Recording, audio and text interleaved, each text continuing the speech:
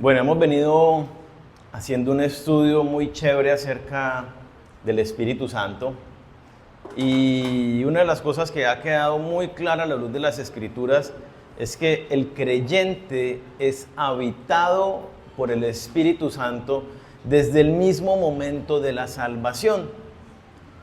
La presencia del Espíritu Santo es la que nos hace hijos de Dios. Bien lo dice Romanos 8:9. Dice, el que no tiene el Espíritu de Cristo no es de Él. O sea, yo no puedo ser de Dios, el precio que Cristo pagó por mi vida no se hace efectivo en mí a menos de que yo tenga el Espíritu Santo. Y ahí más adelantico el versículo 13 dice, los que son hijos de Dios son los que son guiados por el Espíritu de Dios. El Espíritu Santo obra en la vida del creyente justamente desde el momento de la salvación y como lo veíamos tiempo antes, trayendo el arrepentimiento y permitiendo entender el Evangelio para que nos rindamos a Él. Entonces, estudiábamos algunas cosas que son consecuencia o diríamos evidencia o manifestación de la presencia del Espíritu Santo en la vida del creyente. Y entre otras hablábamos que en primera instancia cuando tú escuchas el Evangelio y depositas tu fe en Jesús y naces de nuevo y eres salvo y viene el Espíritu Santo a tu vida, lo primero que hace el Espíritu Santo es que lleva tu corazón a Dios, te guía a buscar a Dios, a clamar delante del Señor, a adorarle, a tener tiempos de intimidad con Él, a orar en la intimidad, orar en el camino al trabajo, orar en el trabajo, orando en todo tiempo, como dice la palabra, somos guiados por el Espíritu Santo. Somos guiados hacia la Biblia, porque así como por medio de Jesucristo tenemos entrada al Padre, es una nueva relación para conocerlo a Él.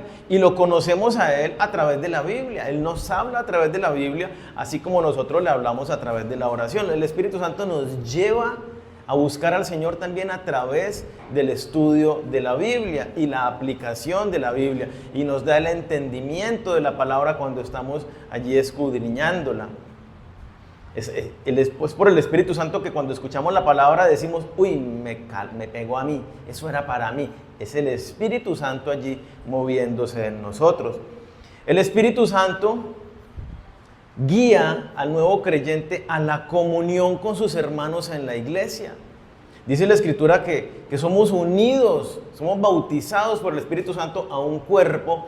Y el Espíritu Santo nos dota de dones para servir a los hermanos en ese cuerpo. Y en ese cuerpo, como lo estudiábamos, experimentamos el mover del Espíritu Santo a través de los dones de los demás, a través de los testimonios, de una palabra, de un servicio. Y cuando nosotros servimos, el Espíritu Santo se mueve en nosotros y a través de nosotros. El Espíritu Santo nos equipa con esos dones para cumplir los propósitos de Dios también. El Espíritu Santo nos da comprensión de pecado y esto funciona de dos maneras. Una alerta temprana. Le pasó algo y usted ya está pensando, ¿qué le va a decir? Usted está que mata y come el muerto, como dice. Pero el Espíritu Santo le dice, oye, como que le tocara aquí en el hombro, le chuzara las costillas y le dice, oye, ¿qué estás pensando? Y uno como que, uy, sí, Señor, perdóname, no. Y uno termina no dándole rienda suelta a esos pensamientos que está teniendo. Pero también el Espíritu Santo nos redarguye de pecado ya cuando hemos pecado. Acabe de reaccionar agresivamente. El Espíritu Santo inmediatamente la embarraste. Ay, Señor, sí, perdóname. El Espíritu Santo hace eso también en la obra del arrepentimiento. El Espíritu Santo es el que, dice la Escritura, nos da el poder para vencer el pecado.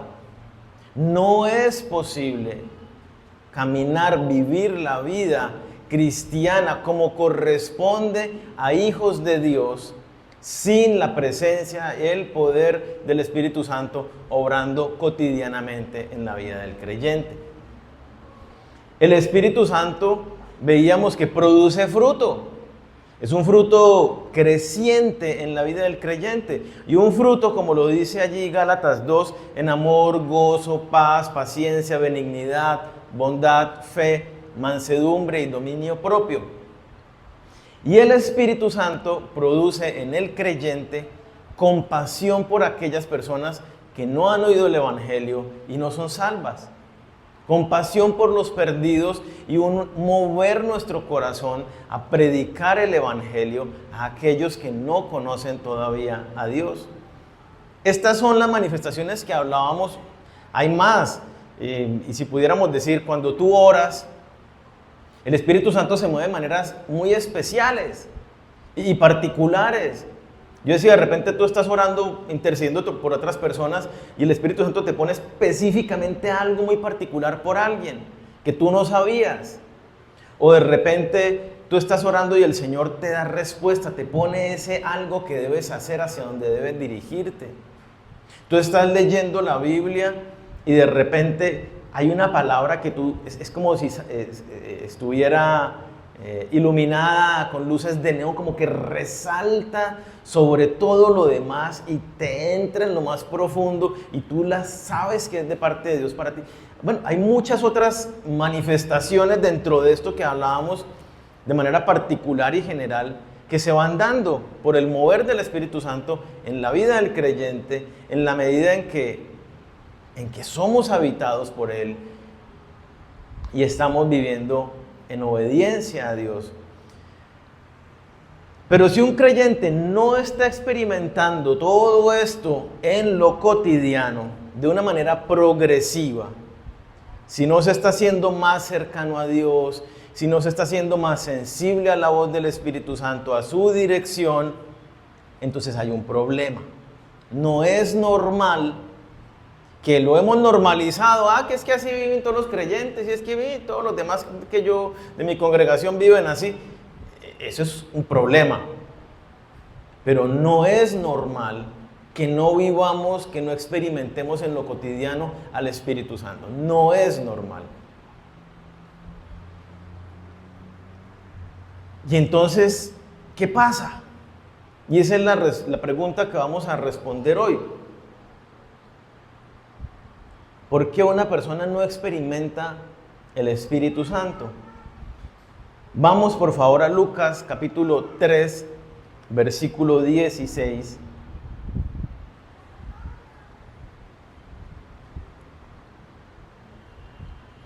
Y vamos a empezar entendiendo primero, mirando cómo la Biblia representa la presencia de Dios, pero específicamente lo vamos a mencionar en la Biblia.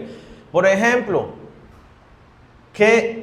¿cómo se le manifestó Dios a Moisés en el desierto cuando lo llamó? ¿Recuerdan? Había una zarza ardiente. ¿Cómo se manifestaba la presencia de Dios cuando llegó al pueblo de Israel en el desierto? Era una columna de fuego que representaba la presencia de Dios. Nosotros vemos en el lugar santo estaba la menorá con sus 6 respectivas velas, candelabros con aceite, y tanto el aceite como el fuego eran representación de la presencia de Dios allí. En el Nuevo Testamento, esta presencia de Dios es el Espíritu Santo, que claramente Jesucristo así lo dice, y en el Nuevo Testamento también es mencionado el Espíritu Santo como fuego. Lucas 3, versículo 16, está Juan el Bautista bautizando allí en el río Jordán, y dice en versículo 16, respondió Juan diciendo a todos, yo a la verdad os bautizo en agua, pero viene uno más poderoso que yo, de quien no soy digno de desatar la correa de su calzado. Él os bautizará con Espíritu Santo y fuego. Mira la relación que está haciendo, la analogía que hace Juan el Bautista. Presenta el agua y presenta el fuego. Entonces dice, yo bautizo en agua. El bautizo de Juan era un bautizo de arrepentimiento para perdón de los pecados. ¿Qué hace el agua? Limpia. El agua lava. Entonces el bautizo en agua representaba eso, un morir a mis pecados, me sumerjo en el agua y soy limpiado de mis pecados. Pero dice Juan, viene uno que les va a bautizar en fuego. Y el fuego no solamente limpia como el agua, sino el fuego elimina todas las impurezas, purifica lo que consume, lo que quema, lo purifica y lo limpia.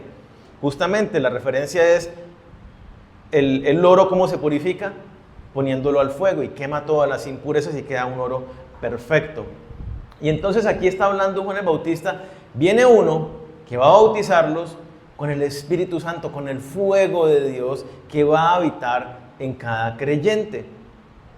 Vamos a Hechos capítulo 2 y vemos el momento donde se materializa esta profecía de Juan y donde se cumple la promesa de Jesucristo. Hechos 2, versículos 3 y 4.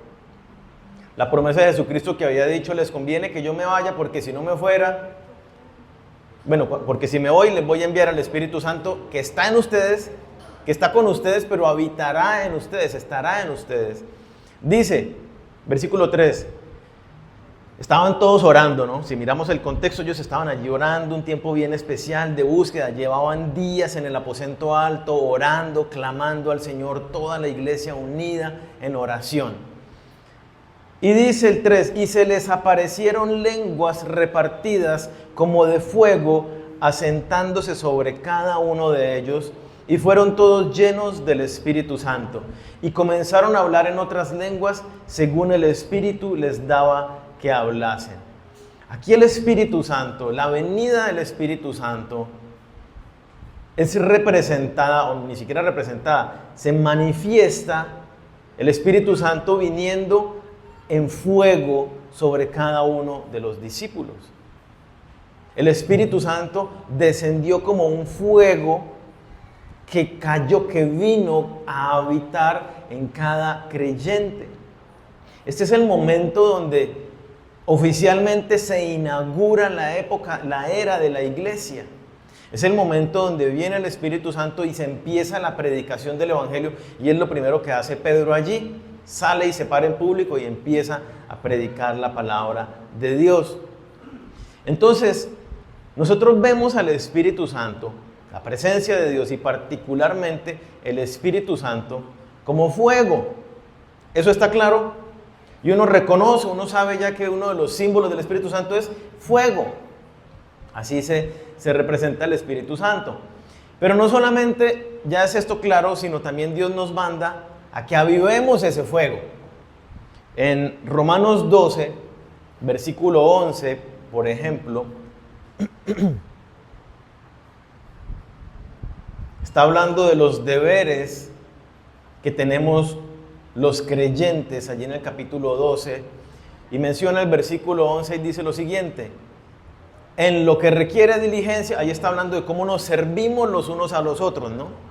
Romanos 12, 11 dice, en lo que requiere diligencia, no perezosos, fervientes en espíritu, sirviendo al Señor. ¿Qué quiere decir fervientes? Literalmente la palabra ferviente es caliente, estar caliente. Fiebre viene de fervor, de la fiebre, de estar caliente, estar hirviendo. Y entonces Dios nos dice, ¿cómo debemos estar nosotros? Calientes, hirviendo en el Espíritu. Debemos estar, el creyente debe estar encendido en fuego. Es el deber del cristiano estar así. En segunda de Timoteo, capítulo 1, versículo 6, Pablo, hablando a su discípulo Timoteo, dentro de otras instrucciones le dice lo siguiente: por lo cual te aconsejo que avives el fuego del don de Dios que está en ti por la imposición de mis manos. ¿De quién es la responsabilidad de avivar ese fuego? De cada uno. Pablo le dice a Timoteo, aviva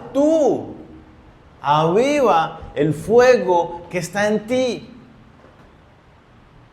Aviva el fuego del Espíritu que está en ti, el que te equipó con dones, el que te puso en el liderazgo.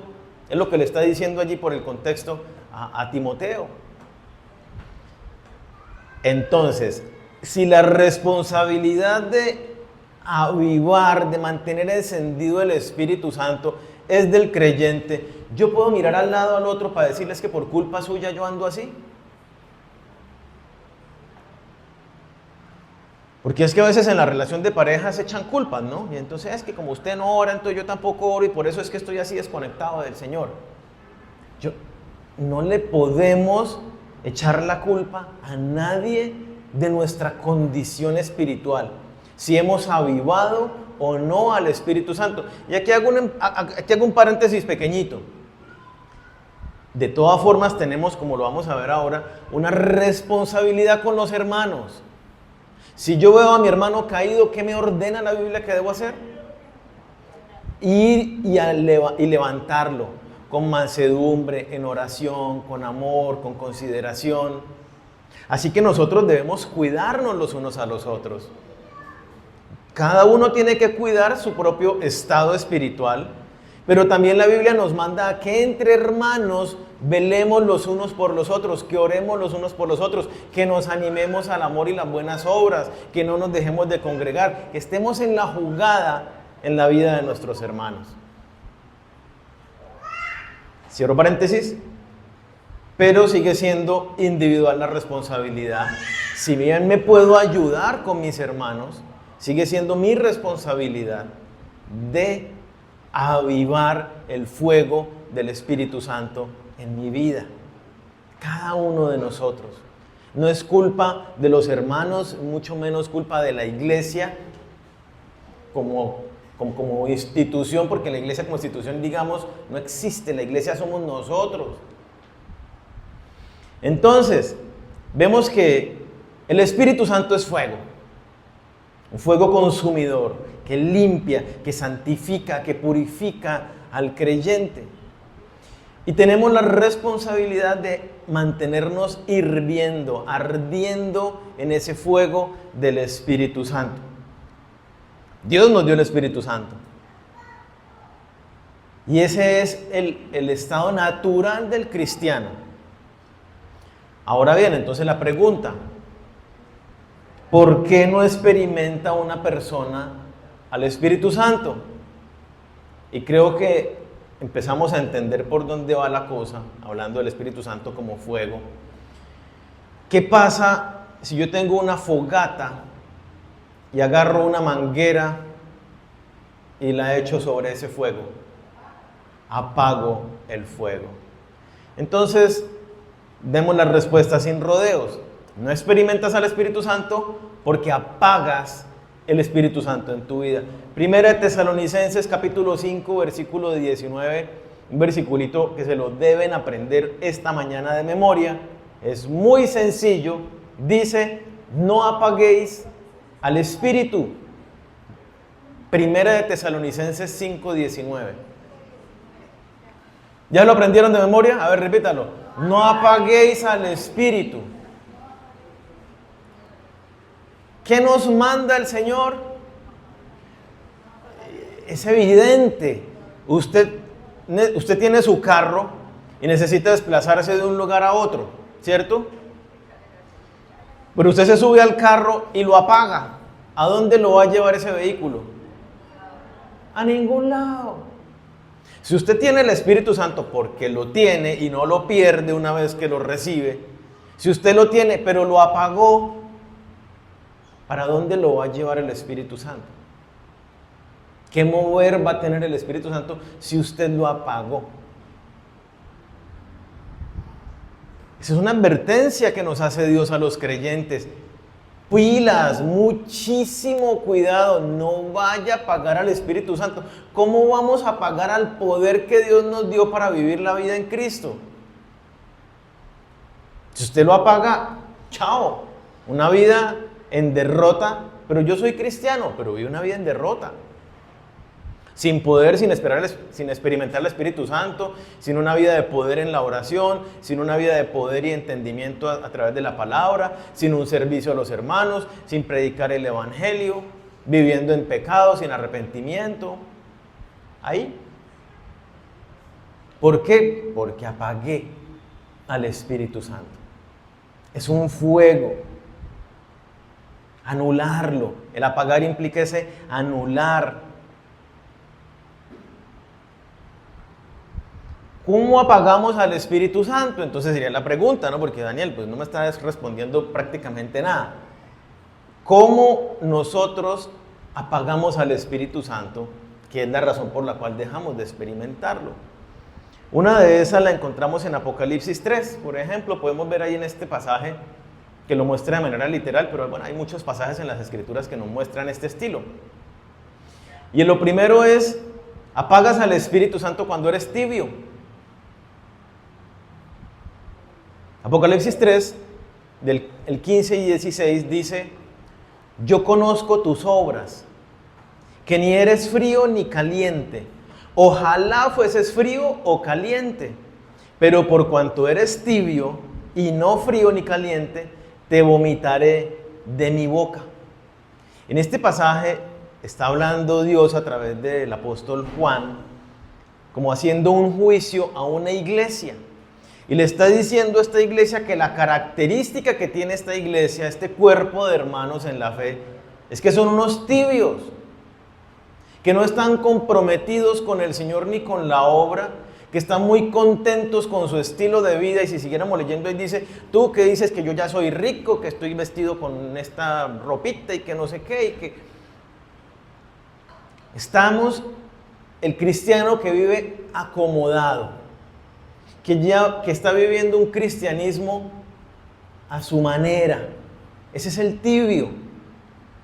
Los creyentes de esta iglesia eran unos creyentes cómodos, satisfechos consigo mismos. Vivían una vida religiosa, unas rutinas espirituales. Voy a la iglesia, hago esto, practico esto, practico esto, practico esto. Pero sí, bueno, cotidiano, viviendo mi vida muy normal, sin pasión. El tibio apaga al Espíritu Santo. Un cristiano que no está dispuesto a dar la milla extra, que simplemente vive como en lo mínimo. ¿Qué hay que hacer? Hay que orar. Bueno, yo hice una oracioncita esta mañana y como que ya cumplí. Hay que leer la Biblia. Bueno, sí, yo la estuve leyendo esta semana 2 veces. Estoy súper bien con el Señor. ¿Sí? Ese es el tibio. No está diciendo, proponiendo en su corazón, caramba, voy a hacer un ayuno. Quiero avivar al Espíritu Santo, ese fuego en mi corazón. Voy a hacer una vigilia. Voy a decirle a mi esposa y nos ponemos este viernes hasta las 12 de la noche a tener un tiempo especial de oración. O un ayuno. Este sábado, toda la mañana, estoy en ayuno hasta el mediodía. Un tiempo de orar, de estudiar la Biblia. Un cristiano apasionado que enciende el fuego del Espíritu Santo se propone, yo voy a hacer un estudio de este tema que me inquietó el Espíritu Santo la otra vez en mi devocional. Y voy a decirle a fulanito que me acompañe en este estudio y juntos nos metemos en la Biblia y profundizamos. Ese es el cristiano que está apasionado por el Señor, que activamente está evangelizando, que ve a los demás y dice, bueno, a todos los que me rodean ya los evangelicé. Bueno, pero hay mucha más gente en el mundo. ¿Cómo hago yo para establecer nuevas relaciones y tener más personas para evangelizar? El cristiano tibio es el que está como espectador. Yo vivo mi cristianismo normal a mi manera. Soy un buen cristiano, voy a la iglesia, entrego mis ofrendas, mis diezmos. Tengo alguna que otra cosita, pero pues ¿quién no la tiene? ¿Sí? ¿Quién no tiene algún pecadillo por ahí? Entonces, no, bien, estoy bien. Cuando falta pasión, cuando no hay entusiasmo en buscar a Dios, no hay una devoción sincera y profunda, ahí hay tibieza en el corazón. Cuando de alguna manera somos indiferentes, apáticos a los mandatos de Dios, a las verdades de nuestro entorno, Como que Dios no es relevante en el día a día. Tengo que tomar una decisión, pues la tomo. Y en la noche, si me acuerdo, le digo, Señor, acuérdate de la decisión que yo tomé, que me salga todo bien. Dios es irrelevante en la cotidianidad de este cristiano tibio, que vive un cristianismo muy ahí. Apaga al Espíritu Santo. ¿Cuándo más apagamos al Espíritu Santo? Cuando ponemos la mirada en las cosas de este mundo. Miremos Santiago 4, versículo 1 al 5.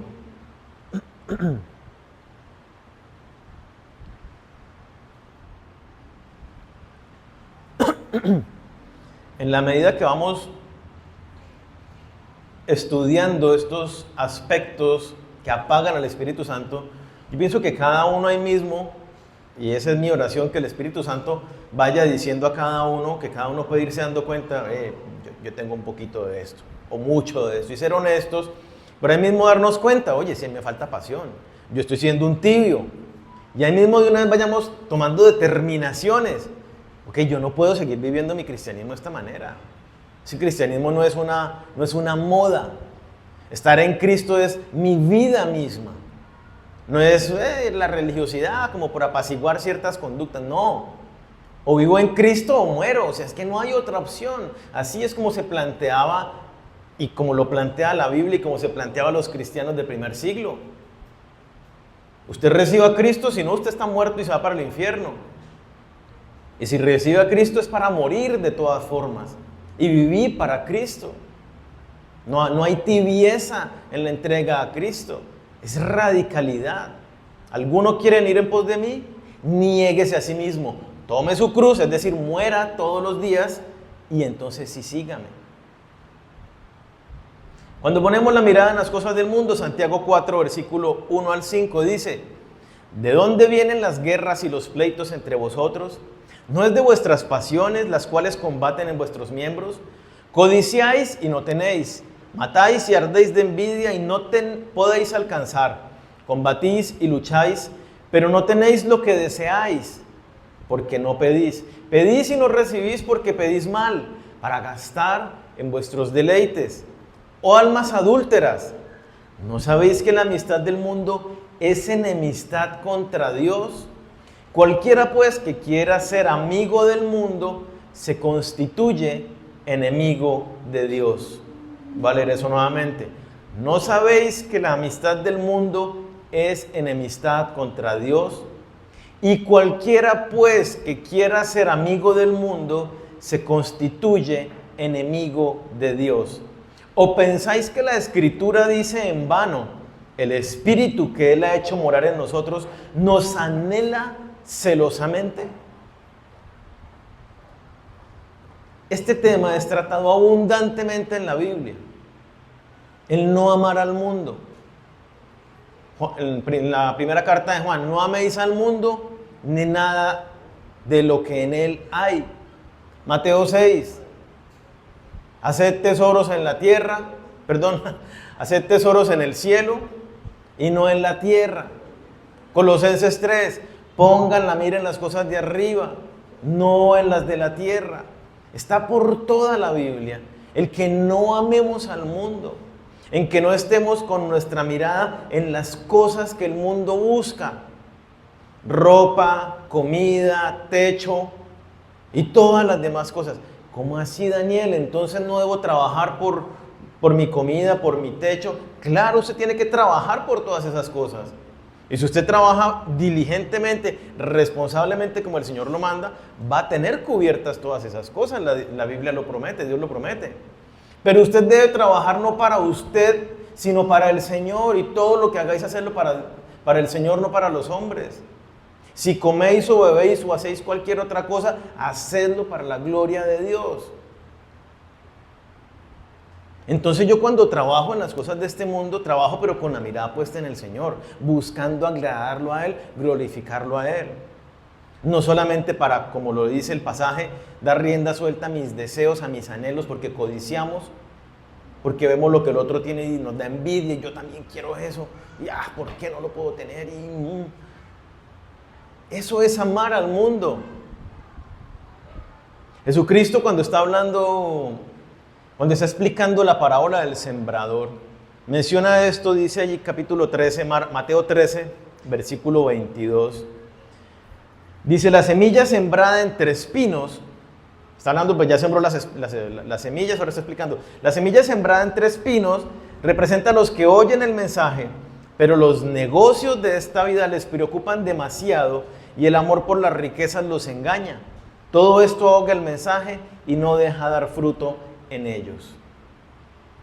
¿Qué pasa con el que tiene la mirada puesta en los asuntos de este mundo? Apaga el mensaje, ahoga el mensaje, apaga al Espíritu Santo. Y es que mire lo que dice, la amistad con el mundo, ¿cómo me convierte? En enemigo de Dios. Si yo me hago amigo del mundo y empiezo a transar con las filosofías y circunstancias del mundo, dice Dios, te constituyes en enemigo de Dios. Yo empiezo a decir, sí, bueno, hay que tolerar esto porque los tiempos cambian. El Señor no cambia y su palabra es inmutable. ¿Cómo podemos nosotros empezar a mezclarnos con el mundo y a adoptar sus formas? Y peor, perseguir lo que persigue la gente del mundo. ¿Qué dice allí? El Espíritu Santo que Dios ha puesto en nosotros, ¿qué hace? Dice, nos anhela celosamente. Miren esta palabra tan hermosa para nosotros, es una promesa. ¿Qué está haciendo el Espíritu Santo en tu vida? Te está celando. Solo mío, solo para Dios. No te comparto con el mundo. Estás en el mundo, pero para hacer luz, para transformar lo que te rodea. Dice Jesucristo, están en el mundo, ¿pero qué? Pero no son del mundo. Entonces, cuando somos amigos de Dios, cuando somos amigos del mundo, si somos enemigos de Dios, ¿cómo podemos pretender experimentar el Espíritu Santo si soy enemigo? Entonces, si no tenemos la mirada puesta en el Señor, buscando primeramente el reino de Dios y su justicia, pues claramente apagamos al Espíritu Santo y no vamos a experimentar su mover, su presencia en nuestras vidas. Este es el otro aspecto. También apagamos al Espíritu Santo cuando no respondemos al mover del Espíritu Santo. Vamos a Hebreos 3.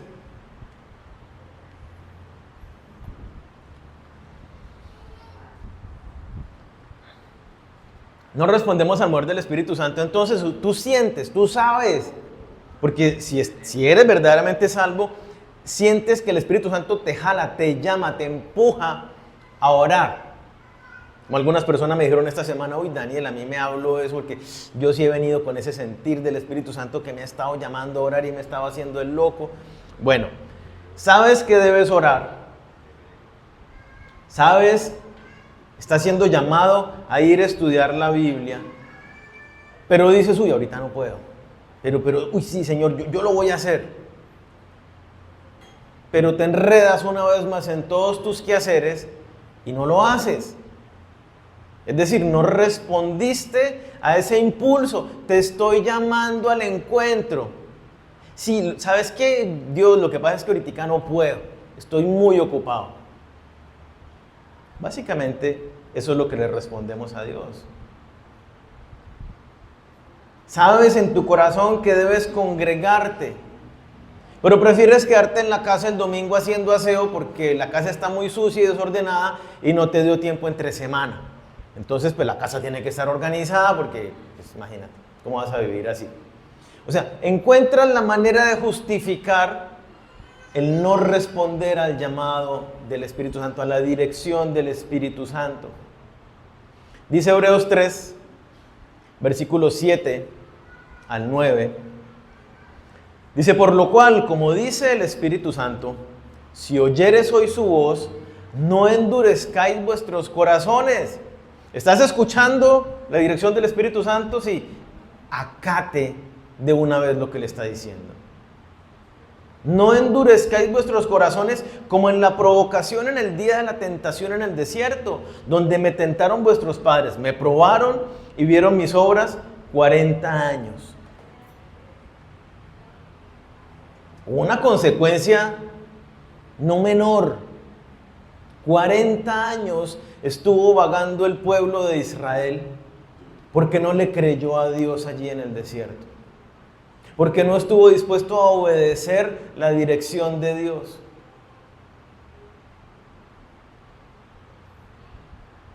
Y entonces este corazón se endurece, como lo vemos aquí en el pasaje, cuando yo no obedezco a Dios, cuando no le creo a Dios. Cuando el Espíritu Santo me está llamando y usted dice, yo tengo que congregarme, porque uno a veces siente de manera especial, uno sabe que tiene que predicar el Evangelio a toda criatura, pero hay personas en las que uno dice, algo me pica, esta persona yo necesito ver la manera de llegarle con el Evangelio. Cuando usted experimente todas estas cosas de parte del Espíritu Santo, el arrepentirse de pecado, el servir a sus hermanos, hágalo. Si usted no responde siguiendo la indicación del Espíritu Santo, usted endurece su corazón y apaga el Espíritu Santo. Si el Espíritu Santo le llama, le dirige, le guía y usted hace caso omiso, está apagando al Espíritu Santo. Ignoro la palabra de Dios, soy terco, soy llevado a mi propio parecer. Entonces el Espíritu Santo me está hablando algo, pero a mí no me parece. Es que no es cuestión de si a mí me parece o no me parece. Es cuestión de que es la palabra de Dios y es determinante y la regla de fe para nuestra vida. Si no estamos viviendo conforme a la palabra de Dios, entonces ¿es Jesús nuestro Señor? Jesucristo dice, ¿por qué me llamáis Señor, Señor, si no hacéis lo que te digo?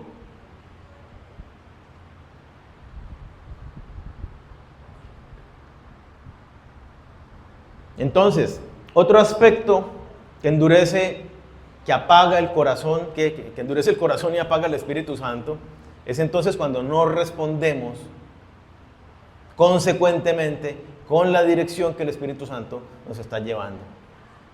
Y esa dirección no es mística, ¿no? Lo estamos leyendo. Si usted lee algo y dice, caramba, eso hay que hacerlo. Pero aparte de eso, en lo cotidiano, orar, arrepentirse, ir a la Biblia, congregarse, predicar el Evangelio, bueno, todo un montón de cosas que son claves que el Espíritu Santo hace en nosotros, que son el propósito para el cual estamos acá en la tierra. Otro aspecto que endurece el corazón también y apaga el Espíritu Santo es el pecado. Podemos decir inclusive que todo lo anterior es pecado, que tal vez no nos damos cuenta.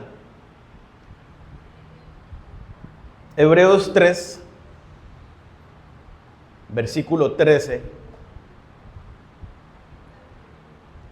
dice, antes exhortaos los unos a los otros cada día, entre tanto que se dice hoy, para que ninguno de vosotros se endurezca por el engaño del pecado.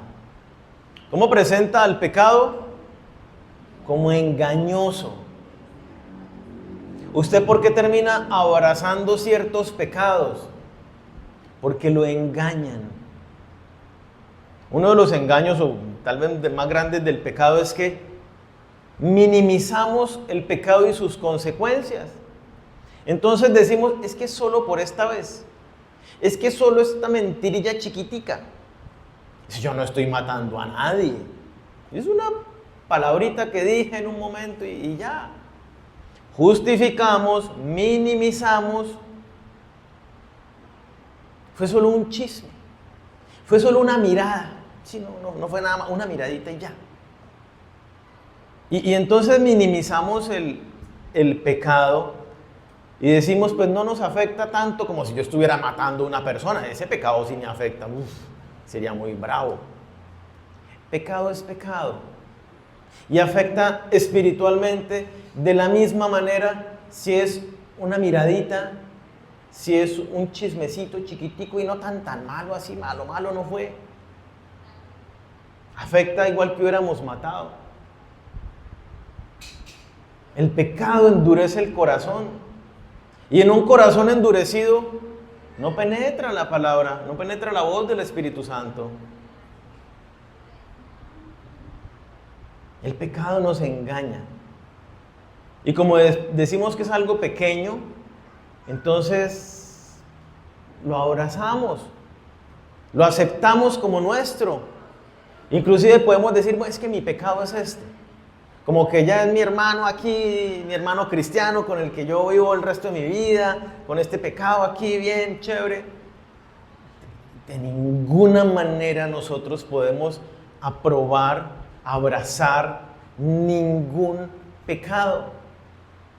El Espíritu Santo produce en el creyente un aborrecer el pecado. Que haya una lucha de pecado con un pecado recurrente es otro cuento. Hay una lucha, hay un aborrecimiento, hay una conciencia que me dice, tengo que repeler esto, tengo que hacer algo para no caer más aquí. Pero si tú simplemente te justificaste y dices, bueno, no pasa nada, has apagado al Espíritu Santo en tu vida. Vives en pecado y por lo tanto no hay esa comunión con Dios.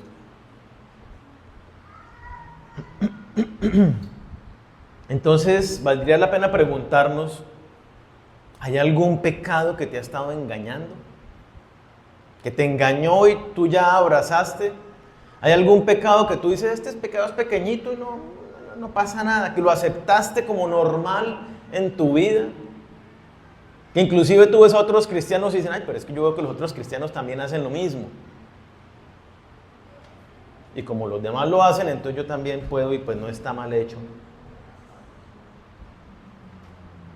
El mandato acá involucra a la iglesia, ¿sí vimos? Dice, exhortaos los unos a los otros. ¿Quiénes son los unos? Miren los que están al lado. Y los otros, ahora mire para atrás. Los unos y los otros. ¿Qué debemos hacer? Exhortarnos cada día. Entre tanto se dice hoy para que ninguno sea engañado por el pecado. Aquí hay un mandato y es que, una vez más, lo que yo les decía hace un momento, debemos velar por nuestros hermanos. Debo estar pendiente por mis hermanos. Y si lo vi con una mala mirada, si lo vi con una mala actitud, acuérdese, sin juicio, porque nosotros también podemos caer. Es con amor y con mansedumbre para ayudarlo a que se levante, no caerle a bibliazos. Restaurar a nuestro hermano.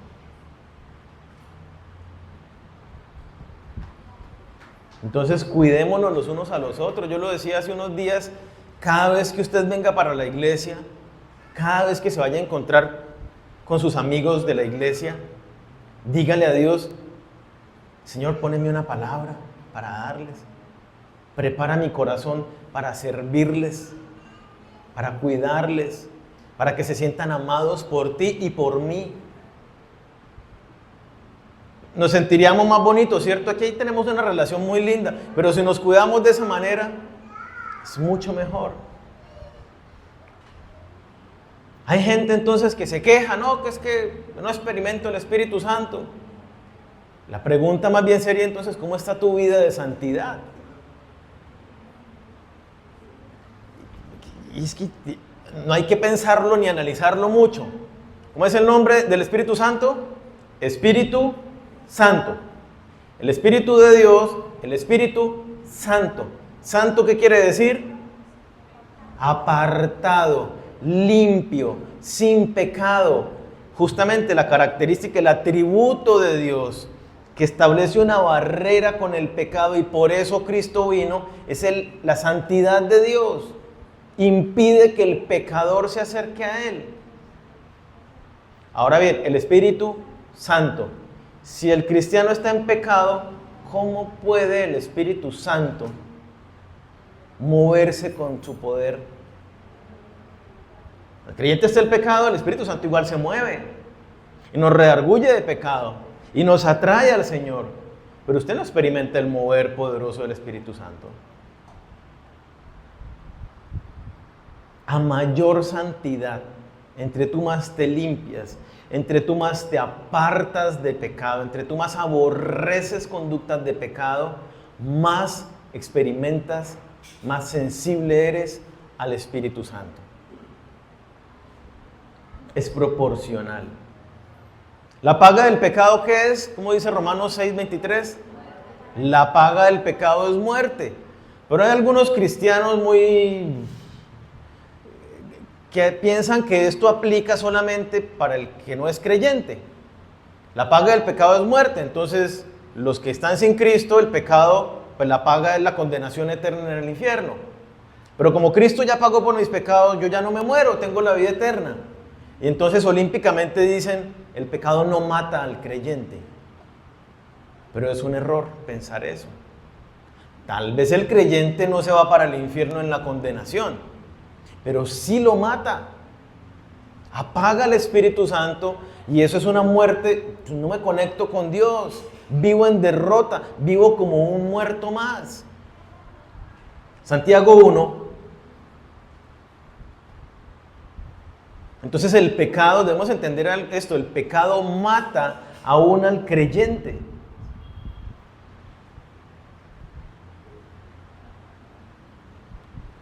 Y hay algo muy importante que vamos a ver con este pasaje, que tiene que ver con la naturaleza del pecado y cómo nos afecta. Porque es que el pecado llama a la puerta. Si usted le abre la puerta y le permite avanzar, él sigue avanzando y avanzando y avanzando y creciendo y haciéndose más y más fuerte en su vida. No es que yo entré en un pecadillo y el pecadillo se quedó pecadillo. Él entró y empieza a crecer. Santiago 1, versículo 12 al 15.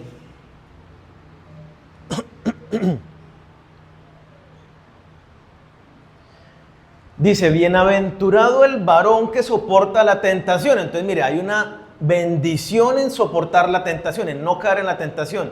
Porque cuando haya resistido la prueba, recibirá la corona de vida que Dios ha prometido a los que le aman. Cuando alguno es tentado, póngale cuidado, no diga que es tentado de parte de Dios, porque Dios no puede ser tentado por el mal, ni Él tienta a nadie. Sino que cada uno es tentado cuando de su propia concupiscencia es atraído y seducido. Entonces por ahí empezó, ¿no? Un deseíto ahí en el corazón. Es atraído y seducido, entonces la concupiscencia, después que ha concebido, da a luz el pecado, y el pecado, siendo consumado, da a luz la muerte. Santiago está escribiendo aquí a los cristianos y les dice claramente, a usted Dios no lo tienta. Usted es tentado y seducido de sus propios malos deseos. De la manera mundana de ver el mundo y de aceptar las cosas que el mundo le plantea, de abrazar las ideas que Satanás pone también en su cabeza, darse permisos, concesiones, minimizar el pecado. Ahí aparece el pecadillo. Pero ese usted le empieza a dar vuelta en su cabeza, se comete el acto y usted muere. Es lo que dice allí, le está hablando a cristianos y dice que el pecado cuando es consumado produce la muerte. Hay una progresión, el pecado empieza pequeño y va creciendo hasta matar. Nosotros necesitamos entender esto. El pecado va a hacer tanto daño como le sea posible. Va a buscar destruir en la mayor de sus posibilidades, en la máxima extensión. Y entonces pongo un ejemplo, pero esto aplica, voy a hablar del aspecto sexual, pero esto aplica para el chisme, para la mentira, para el trato con la pareja, para el trabajo, en todos los aspectos, en todas las áreas de la vida. Entonces, a manera de ejemplo, un hombre, sano él, sexualmente hablando, ha tratado de ser muy limpio, muy respetuoso de las mujeres, pero un día miró más de lo que debía, miró a una chica y dijo, bueno, pero fue una miradita santa. Sí, la miré y sí tuve un pensamiento, pero no fue, hasta ahí llegó. Y se justificó en su mirada. Va pasando el tiempo y ya no miro solo una, sino miro otra. Ahora ya parece ventilador cuando está por ahí en la calle, que pasan las chicas y está... Y empieza a mirar un poquito más. Y ya la mirada no es solo casual, sino ya se queda mirando como con un telescopio ahí mirando, pues. Ya no solamente es la miradita casual, sino ahora busca mirar cuerpos de mujeres por internet. Entonces ya la cosa creció, no fue que yo la vi en un anuncio de televisión, no, ya, quiero mirar. Este hombre empezó a masturbarse por la excitación y el deseo que le produce. Entonces allá va lascivia, masturbación. Este hombre, como está mirando páginas y páginas, empieza también a tratar ahora a su esposa de una manera diferente, porque ahora empieza a exigirle poses y cosas raras y que se vista de una determinada manera y que haga esto, porque el pecado va creciendo. Un día está mirando en el computador, en el celular, y ve que empiezan a salir como mensajes de mujeres cerca de tu área. Entonces, esto está interesante. Y entonces busca a una chica y le gustó, y es de por ahí. Y entonces empieza ya a darle vueltas, y yo, ¿cómo hago para encontrarme con ella? Y empieza a hablar algo sano, inocente, voy a chatearme solamente, y empieza a chatearse. Y le empieza a caminar la mujer. Y busca un encuentro porque hay una excitación especial allí en el corazón de este hombre. Y termina teniendo un encuentro sexual con ella. Se entera su esposa, su familia, sus hijos. Destruye sus hijos, su familia, su matrimonio, su mismo trabajo. Le dicen que era una señora que daba sus servicios a cambio de dinero. En el trabajo también queda expuesto, que envergüenza con sus amigos.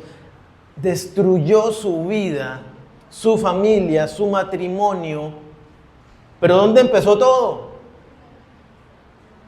En una miradilla casual que se permitió y dijo, no pasa nada.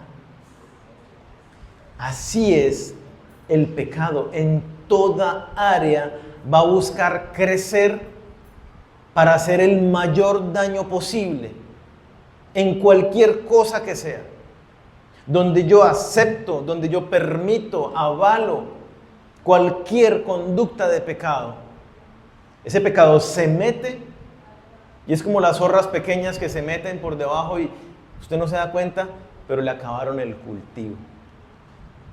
Si no estamos haciendo algo específico, puntual, determinante en detener el pecado y destruir el pecado, ese pecado te está matando.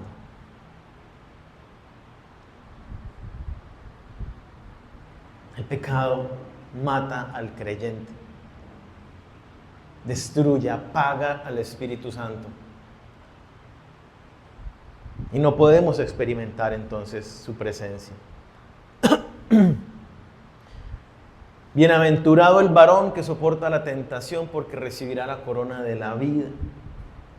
La bendición del Señor.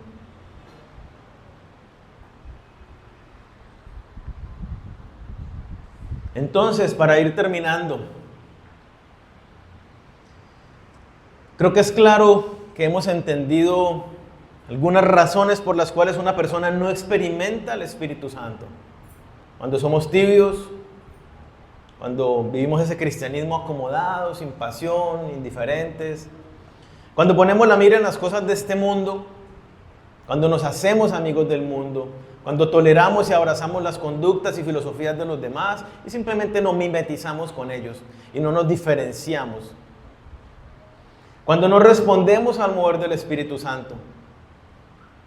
Ora. Sí, tengo que orar, pero no vas a orar. Estudia la Biblia. Sí, tengo que estudiarla, pero no la lees. Cuando no respondes a ese mover del Espíritu Santo en tu vida. Cuando tu corazón se ha endurecido por la desobediencia. Cuando eres llevado de tu propio parecer, como hizo el pueblo de Israel. A mí no me parece que usted nos mande por allá al desierto. No me cuadra, por allá no hay agua. Cuando desconfiamos, dudamos y desobedecemos de los mandatos de Dios, apagamos al Espíritu Santo.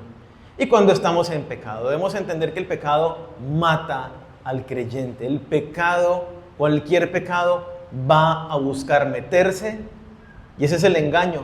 Es solamente esta cosita, y empieza a crecer.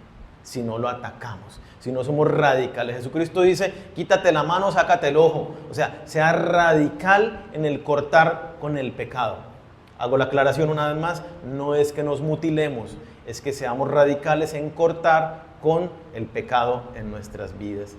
Cuando entendemos que estas actitudes son las que nos llevan a no experimentar el Espíritu Santo, es casi que obvia la solución, lo que debemos hacer.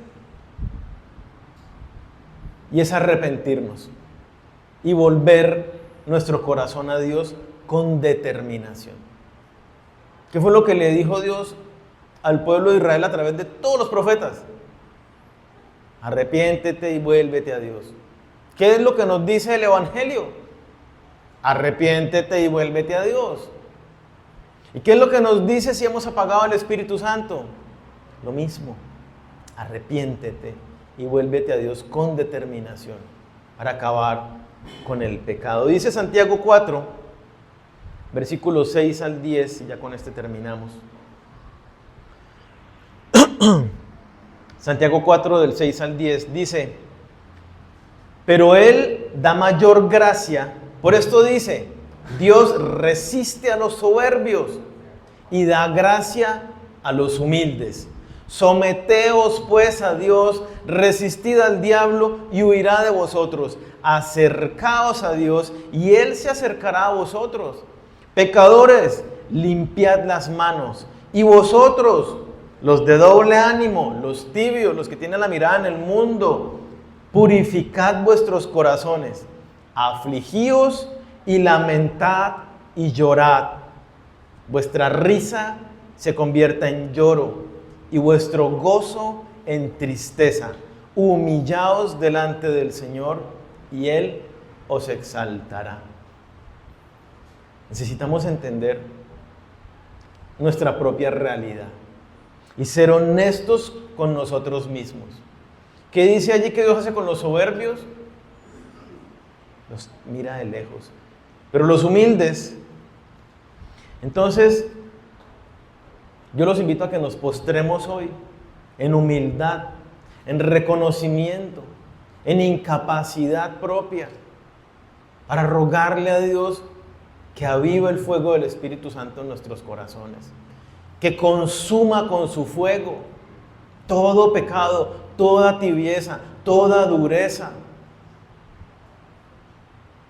toda apatía, todo amor por el mundo, que sean consumidos. Que nos limpiemos arrepentidos genuinamente de todo pecado.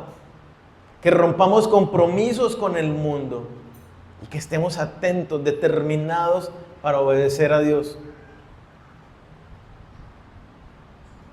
Acérquense con lamento, con lloro, humillados ante Dios, rogando a Dios por su perdón y comprometidos a una vida nueva, luchando contra el pecado.